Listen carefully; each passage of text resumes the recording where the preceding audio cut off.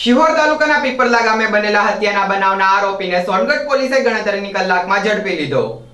ભાવનગર જિલ્લાના શિહોર તાલુકાના પીપરલા ગામે નજીવી બાબતને લઈને હત્યાનો બનાવ બન્યો હતો, જેમાં નજીવી બાબતને લઈને બોલાચાલી થતા કલ્પેશભાઈ ઓધાભાઈ ગોહિલે પોતાની પાસે રહેલ છડી વડે દીપકભાઈ ઉર્ફે દીપાભાઈ પ્રભુભાઈ ચૌહાણ ઉપર હુમલો કરતા કરપીણ મોત નીપજ્યું હતું। આ ઘટનાની જાણ થતા સોનગઢ પોલીસ દ્વારા આરોપી કલ્પેશભાઈ ઓધાભાઈ ગોહિલને ગણતરીની કલાકમાં ઝડપી લઈ કાયદેસરની કાર્યવાહી હાથ ધરાઈ હતી।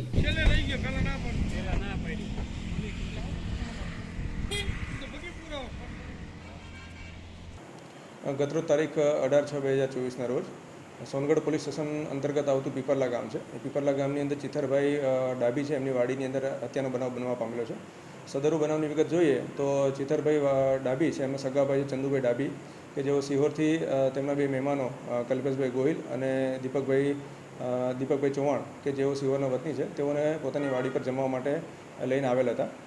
તેઓનો જમવાનો પ્રોગ્રામ પત્યો ત્યારબાદ તેમના મહેમાન એમાં કલ્પેશભાઈ ગોહિલ અને દીપકભાઈ ચૌહાણ એ બે વચ્ચે એક ખૂબ જ નજીવી બાબતે બોલાચાલી થઈ અને બોલાચાલીના લીધે આ બોલાચાલી છે એ ઉગ્ર બાબતમાં પરિણમી અને જેમાં કલ્પેશભાઈ ગોહિલ જે છે એ કલ્પેશભાઈ ગોહિલે પોતાના ગુસ્સા ઉપર આપો ખોઈ બેસતા તેઓએ તેમની પાસે રહેલી છરી જે હતી એ છરી દીપકભાઈ ચૌહાણના છાતીના ભાગે એક કરતાં વધારે વખત ઝીકી દીધી હતી, જેના કારણે દીપકભાઈ ચૌહાણનું ઘટના સ્થળે જ મૃત્યુ પામેલ હતા।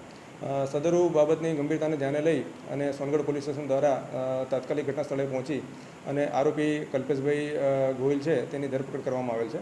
હાલ સમગ્ર બાબતે કલ્પેશભાઈ ગોહિલ વિરુદ્ધ આઈપીસી કલમ 302 વગેરે મુજબનો ગુનો છે એ દાખલ કરવામાં આવ્યો છે અને સમગ્ર બાબતની તપાસ જે છે એ સોનગઢ પોલીસ સ્ટેશનના પીએસઆઈ દ્વારા ચલાવવામાં આવી રહેલ છે।